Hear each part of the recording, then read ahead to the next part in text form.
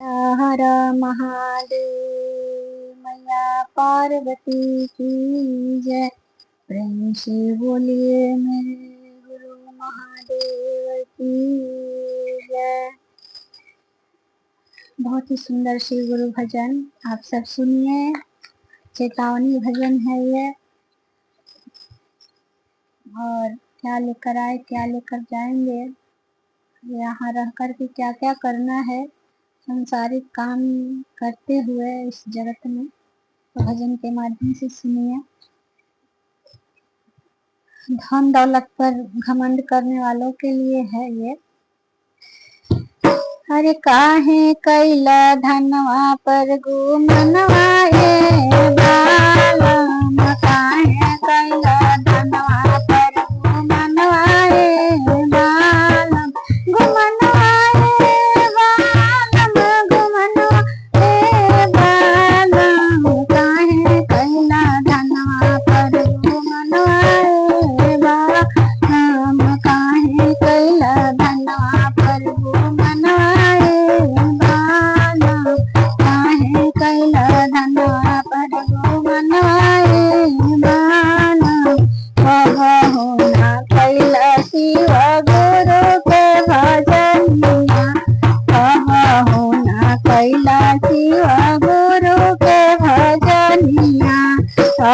से सुधार ली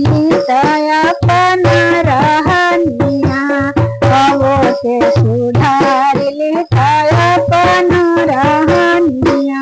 छोड़ी के गईवा सब धनवाए बालम, छोड़ी गईवा सब धनवाए बालम, काहे कैला धनवा पर गुमनवाए बालम, काहे कैला धनवा पर गुमनवाए बालम, काहे कैला धनवा पर गुमनवाए बालम, धना दौलतिया तोहरा काम नहीं आई है, धना दौलतिया तोहरा काम नहीं आई है, काम नहीं आई है, हो काम नहीं आई है, महालया तारी सबई है छूटी गई है,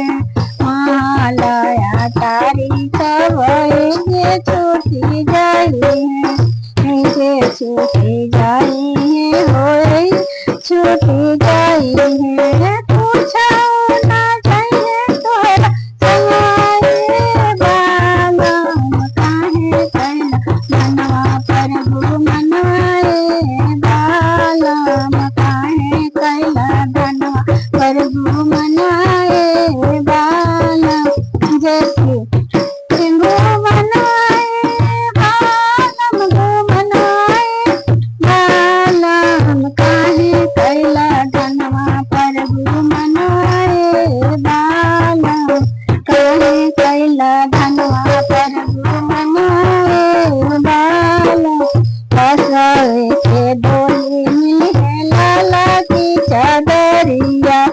बसाए के डोली में लाला की ओ हरावा,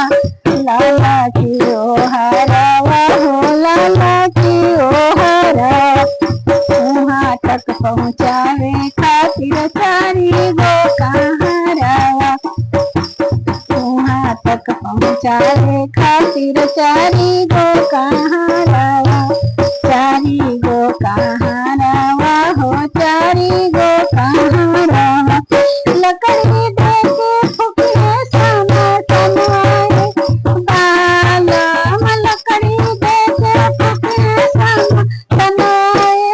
बालम, काहे कैला धनवा पर गुमनवाए बालम, काहे कैला धनवा पर गुमनवाए बालम, गुमनवा बालम, गुमनवा बालम, काहे कैला धनवा पर गुमनवाए बालम, काहे कैला धनवा पर गुमनवाए बालम,